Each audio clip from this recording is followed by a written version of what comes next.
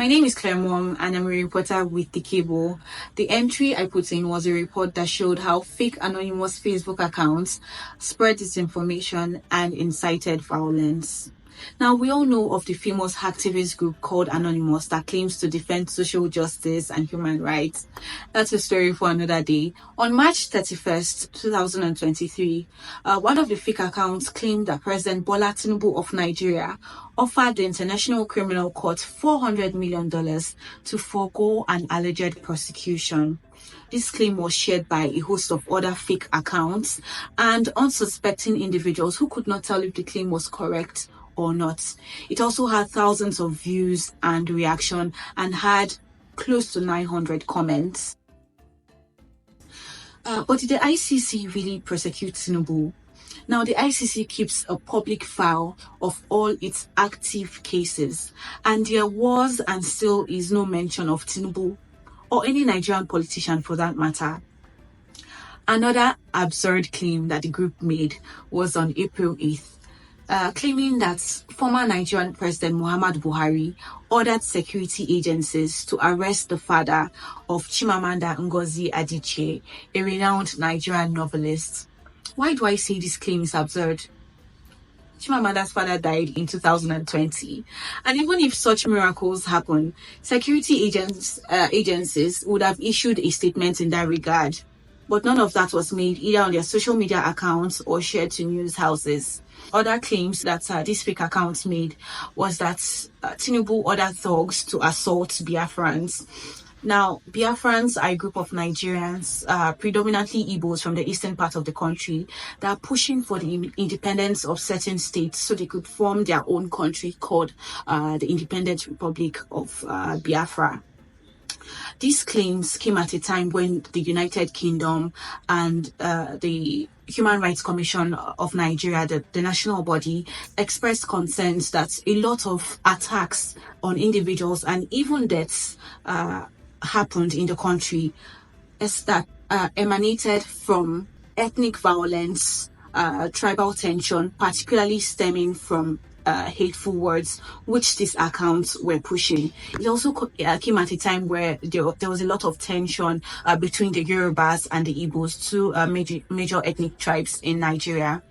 Some of the techniques that these accounts used involved using fake locations, using copy and paste content, repurposing accounts, and also inviting people into private groups away from the public eye where they could be, scammed or shared some sort of disinformation that could threaten the lives of other people.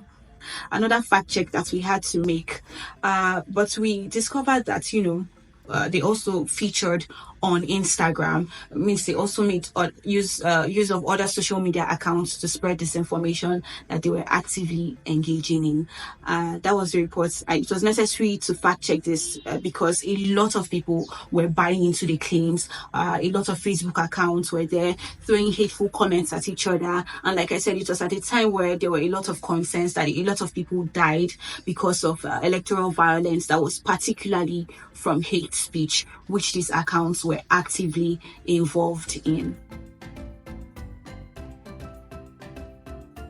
Bonjour, je suis Moussa Ngom, journaliste sénégalais à la Maison des Reporters. Avec ma collègue Laureline Savoie du journal Le Monde, nous avons travaillé sur la filmation selon laquelle les hommes armés qui avaient été vus durant les tensions politiques au Sénégal étaient des manifestants ou bien qu'elles étaient des forces de l'ordre. Alors il faut comprendre qu'au Sénégal, des tensions politiques ont éclaté au début du mois de juin, après la condamnation du principal opposant du pays. Les manifestations ont d'abord éclaté, faisant plusieurs morts. Et dans ce cadre-là, on a pu voir des hommes armés impliqués dans la répression de ces manifestations-là. Donc il y a eu des sorties des autorités policières qui ont indiqué que ces hommes armés avaient infiltré plusieurs morts. Et dans ce cadre-là, on a pu voir des hommes armés impliqués dans la répression de ces manifestations-là. Donc il y a eu des sorties des autorités policières qui ont indiqué que ces hommes armés avaient infiltré les manifestations et on les voyait armés de gourdins, de machettes, d'armes à feu et qu'ils faisaient partie des manifestants. Ce que nous avons pu documenter avec à l'aide de vidéos amateurs qui avaient été filmées par des témoins des scènes, c'est que ce sont des personnes qui agissaient aux côtés des forces de l'ordre. Ce n'étaient pas des personnes infiltrées dans les manifestations. Ce n'étaient pas des personnes qui faisaient partie des manifestants, mais ils agissaient aux côtés des forces de l'ordre. Il faut savoir qu'il y avait eu un précédent parce qu'en 2021, en mars 2021, d'autres manifestations avaient aussi éclaté au Sénégal et on avait pu voir ces personnes-là armées de gourdins ou de machettes qui intervenaient aux côtés des forces de l'ordre. Donc, dans le cadre de notre vidéo, nous avons pu documenter des cas où nous avons pu identifier plusieurs de ces personnes-là agissant aux côtés des forces de l'ordre, mais également nous avons pu parler à des témoins qui ont pu nous confirmer qu'ils n'étaient pas des membres des forces de l'ordre, mais qu'ils avaient été recrutés par des hommes politiques pour réprimer des manifestants. Cette déclaration était importante à vérifier parce que ce phénomène était très inquiétant, était vecteur de violence au Sénégal, et tout le monde se posait la question de savoir d'où est-ce que provenaient réellement ces hommes armés qui agissaient en toute impunité. Merci.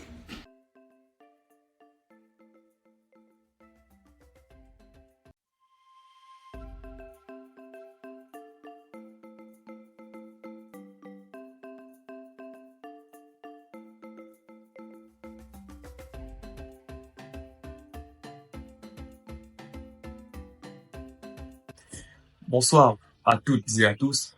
Je m'appelle Pape Bokarbo, je suis étudiant en journalisme au CESTI. Pour concourir au prix africain de fact-checking 2023, dans la catégorie étudiant en journalisme, nous avons vérifié une affirmation de Green Action Sénégal, une organisation pour la préservation de l'environnement au Sénégal, publiée le 14 mai 2023 sur ses pages Facebook et Instagram. Green Action Sénégal y affirme que Mbebes est la plus grande décharge à ciel ouvert d'Afrique. Elle se trouve à Dakar, étendue sur une superficie de 175 hectares. Elle accueille plus de 2000 tonnes de déchets supplémentaires par jour, ajoute la dite organisation. Nous avons relevé l'affirmation selon laquelle Mbebes est la plus grande décharge à ciel ouvert d'Afrique et la preuve apportée par la dite organisation et sa superficie qui serait de 175 hectares.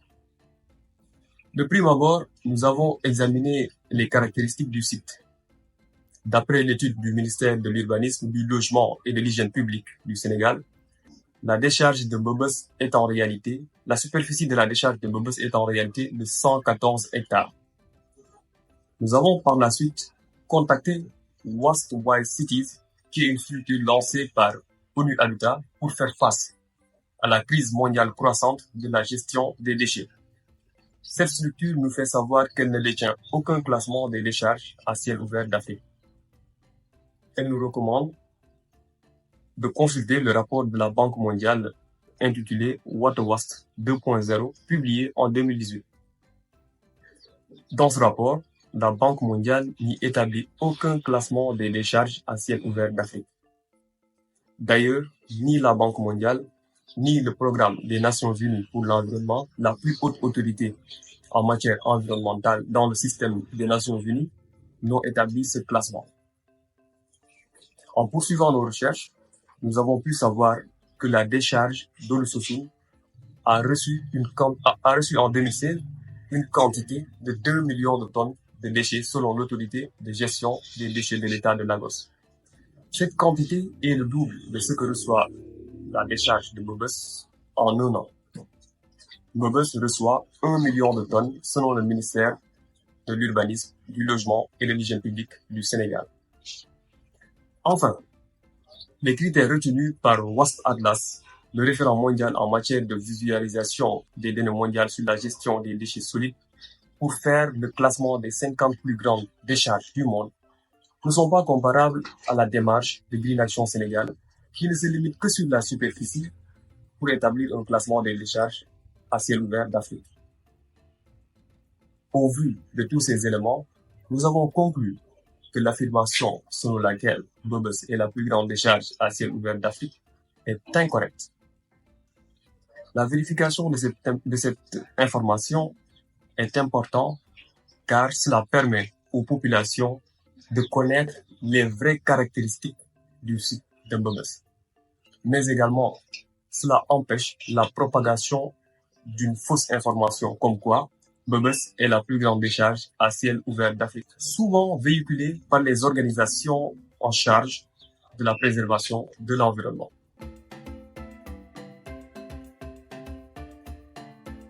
Hello, I'm Oro George. Hi, I'm Komaga Shukaningam. Hello, I'm Suhasini Pemalu. We are third-year journalism students at the University of Mauritius and the third batch to participate in Africa Check. Last year, the first and second places were won by students of the university. And this year we participated in the competition as part of our digital journalism module. At first, we looked for claims that seemed dubious, but struggled to find one that was fact-checkable.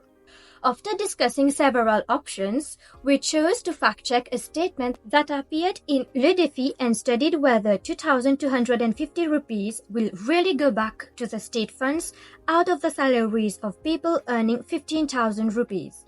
For this, we look for information about two types of taxation in motion, the income tax and the VAT, and we realized that the claims seemed misleading and incomplete. Therefore, we decided to test two different scenarios. First one consisted of using the income tax calculator to determine the requirements to pay income taxes. The findings did not align with the claims. For the second one, the value-added tax was inspected. We found that the VAT paid depends on the consumption patterns of an individual. Finally, we concluded that the amount going back to the state funds was not necessarily 2,250 rupees. The claim could mislead one to believe that it's always the case when really it depends on one's consumption. So this fact check is meant to clear the doubt of those employees earning 50,000 rupees in Mauritius.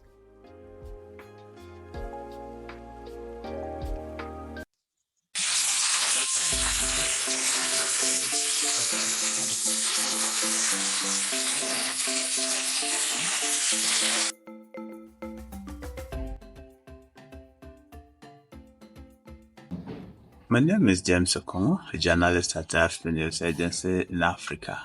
Together with my colleague Marie Pulundo, we published a story on March 27, 2023 titled Kenya Police Misleadingly Use All Protest Photos in Online Hunt for March 2023 Rally Participants. The report was based on a series of photos released earlier on March 27 by the Kenyan police, claiming to show images of protesters who had participated in looting and destruction of property during a series of rallies called by Kenyan opposition leaders to protest against the high cost of living in the country. So the police actually unashamedly linked individuals who were not part of the protests to destruction of property and looting. So we took the photos and conducted reverse image searches using different online tools, that's including Google Images, Yandex, and other tools, and found that some of them were old and unrelated to the 2023 protests. Most of the images were actually from past election-related protests in the country. So our report showed who took the images, where the images were taken, when, and what was happening at the time. We published our story on March 27 at around 8 p.m. It was a Friday. Thanks to our editor Nina, who stayed with us until then and helped us publish the image and edit the story.